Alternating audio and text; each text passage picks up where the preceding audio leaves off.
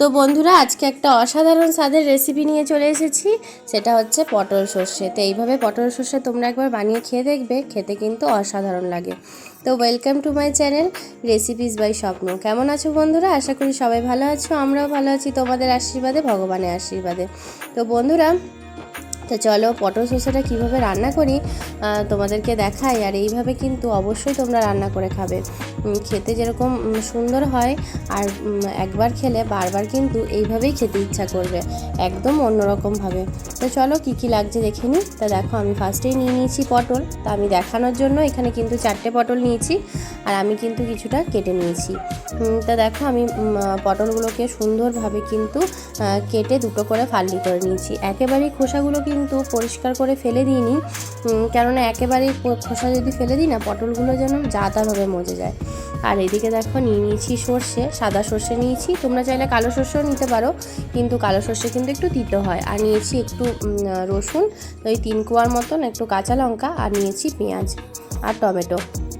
তো দেখো, আমি ফার্স্টেই কিন্তু একটা কড়াই বসিয়ে দিয়েছি।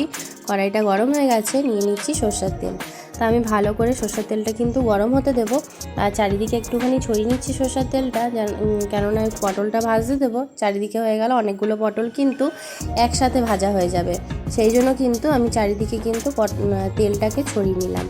তো দেখো, এবার একটা একটা করে আমি পটল ছেড়ে দেবো। পটলটাতে কিন্তু আমি হলুদ মাখাইনি, শুধু হালকা নুন মাখিয়ে রেখেছি। আর পটল সর্ষের রেসিপি করলে এমনি পটল ভাজলে কিন্তু হলুদ মাখাই, কিন্তু যখন সর্ষে পটলটা করি তখন কিন্তু শুধু নুন মাখাই, হলুদ কিন্তু একেবারেই দিই না।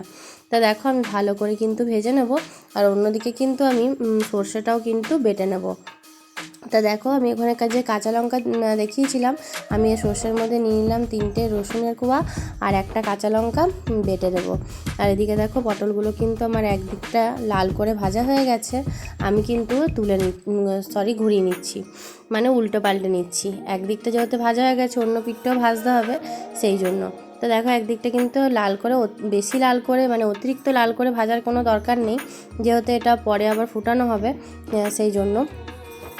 তো এক গাদা জলও দিয়ে এটা কিন্তু রান্না করব না, তাতে মাঝখানে দেখো যখন ডাবছি খুন্তি দিয়ে, তখন কিন্তু ডেবে যাচ্ছে, তার মানে কিন্তু ভাজাটা হয়েই গেছে। আর এদিকে দেখো, আমার কিন্তু সর্ষে, রসুন আর কাঁচা লঙ্কাটাও বেশ বাটা হয়ে গেছে। ওইদিকে ভাজতে ভাজতে কিন্তু আমি বেটে নিয়েছি। আর দেখো, পটলগুলো কিন্তু এখনই কতটা মজে গেছে তোমরা বুঝতে পারছো। তা দেখো, এই তেলের মধ্যে কিন্তু আমি দিয়ে দিলাম কালো জিরে আর 2 পিস কাঁচা লঙ্কা। তো তোমরা যেভাবে ঝাল খেতে চাও সেইভাবে দেবে। তা দিয়ে দিলাম পেঁয়াজ। তা এটাই কিন্তু পেঁয়াজটা একটু বেশি করেই লাগবে, অবশ্যই পেঁয়াজটা একটু বেশি দেবে, তাহলে কিন্তু খেতে খুব ভালো লাগে, ভীষণই ভালো লাগে আর কি। তা পেঁয়াজটা দিয়ে আমি কিন্তু ভালো করে নেড়ে চেড়ে নেবো। আর ততক্ষণ নাড়বো যতক্ষণ না পেঁয়াজটা লাল করে ভাজা হচ্ছে, ঠিক ততক্ষণ। তা দেখো, আমি কিন্তু ভালো করে পেঁয়াজটাকে ভেজে নিচ্ছি। আর একটু তেলটা কম পড়েছিল বলে আমি একটু তেল দিয়ে দিলাম, কারণ একটু তেল না দিলে এটা কিন্তু পেঁয়াজটা সেইভাবে ভাজা হবে না। একটু তেলটা যে বেশি লাগে, একেবারেই যে কম তেল লাগে তা কিন্তু নয়। তা আমি দেখেছি অন্য কিছু রান্না করতে পেঁয়াজটা অন্যরকম করে কাটি, কিন্তু এটাতে এরকম করেই কিন্তু পেঁয়াজটা কাটতে হবে, তাহলে কিন্তু মানে পেঁয়াজটা মুখে পড়বে, যখন মানে পটলটা খাবে তখন কিন্তু মুখে পড়বে। তো দেখো, এই পর্যায়ে আমার কিন্তু পেঁয়াজ আর কাঁচা লঙ্কাটা কিন্তু ভাজা হয়ে গেছে। এবার আমি দিয়ে দিলাম টমেটো। তা কেটে রাখা আমি টমেটোগুলো দিয়ে দিয়েছি। এরপরে কিন্তু আমি টমেটো দিয়ে ভালো করে নাড়াচাড়া করে নেব, আর টমেটোগুলো একটু গলে যাওয়া অবধি অপেক্ষা করব। আর এই ফাঁকে আমি দিয়ে দেবো একটু নুন। তা নুনটা দিয়ে দিলে সেইভাবে তো কিছু মশলা দিই নাই, তো শুধু সর্ষে দিয়ে আর নুনটা আর হলুদটা দিয়ে দিলাম, এই জন্য কিন্তু টমেটোটা সুন্দরভাবে সিদ্ধ হয়ে যাবে। তো দেখো, আমি ভালো করে কিন্তু নাড়াচাড়া করে নিচ্ছি। ভালো করে নাড়াচাড়া করতে করতে একটা পর্যায়ে এসে টমেটোগুলো কিন্তু গলে যাবে। আর খুব যে গলানোর দরকার আছে তাও নয়, কেননা কষাতে কষাতে কিন্তু ভালোভাবেই মানে গলে যাবে আর কি, তা ভাজতে ভাজতেও গলে যেতে পারে। তো দেখো, আমার কিন্তু টমেটোগুলো বেশ গলে গেছে সুন্দরভাবে। তা আর আমি বেশি নাড়াচাড়া করার আর বেশি দরকার নেই। এরপর আমি দিয়ে দেবো সর্ষে বাটাটা। তো সর্ষে, রসুন আর কাঁচা লঙ্কা বাটাটা কিন্তু আমি দিয়ে দিলাম। আর আগে তো নুন হলুদ দিয়েইছিলাম, তা যে বাটার যে জলটা রয়েছে সেই জলটাও দিয়ে দিলাম।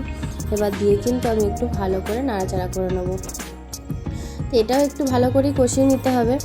আর সাদা সর্ষেটা দিলে না তিতোটা হয় না, আর সাদা সর্ষেটা আমার খেতেও ভালো লাগে। তোমরা যদি কালো সর্ষে দিয়ে করতে চাও তাহলে করতে পারো, কিন্তু কালো সর্ষেটা হট করে তিতো হয়ে যাওয়ার ভয় থাকে, সেহেতু কিন্তু কালো সর্ষেটা আমি খাই না।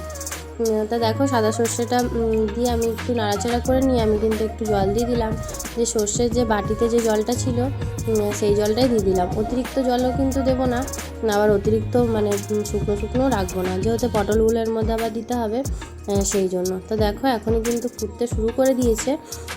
তা আমি ওই যে জলটুকু ছিল ওই জলটুকুই দিয়ে দিয়েছি, আর কিন্তু বেশি জল দিইনি। এরপর দিয়ে দিলাম ভেজে রাখা পটলগুলো। তা কতটা পটল ছিল দেখো, ভাজার পরে কিন্তু পটলটা একদম মজে গেছে, সেই জন্য অল্প একটু হয়ে গেছে।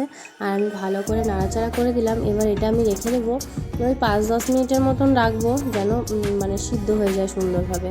সেই জন্য 5-10 মিনিট আমি ভালো করে ফুটতে দেবো।